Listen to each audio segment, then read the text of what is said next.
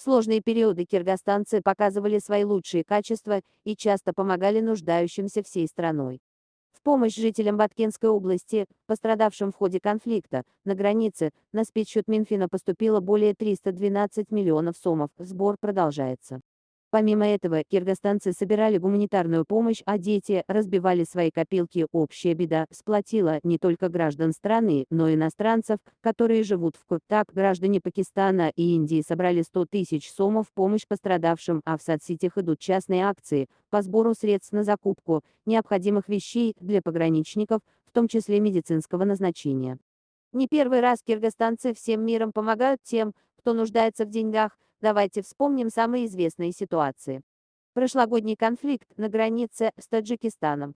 В событиях весной прошлого года погибли 36 кыргызстанцев, 189 наших граждан были ранены, был открыт спецсчет, куда неравнодушные граждане могли перечислить помощь. 6 июля прошлого года тогдашний первый зампред Кабмина рассказал, что на спецсчете администрации Баткенской области аккумулировано более 116 миллионов сомов, на спецсчете примч свыше 2,5 миллиона, как заверил тогда чиновник, деньги будут направлены на восстановление пострадавшего региона и оказание поддержки пострадавшим.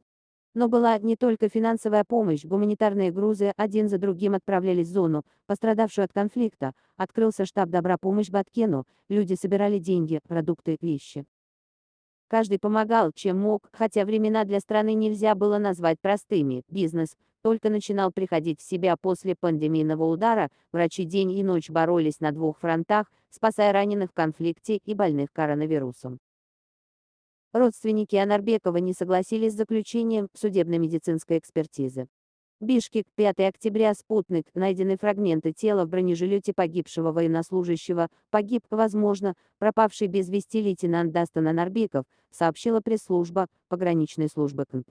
К сожалению, личность погибшего идентифицировать сразу не было возможности, так как повреждения поверхности тела составили более 90%. Судебно-медицинская экспертиза установила, что это останки, возможно, пропавшего без вести лейтенанта Дастана Анарбекова, сообщили в ведомстве.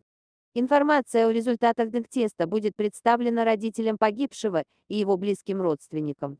Отмечается, что поиски лейтенанта Дастана Анарбекова будут продолжаться до получения результатов генетической экспертизы.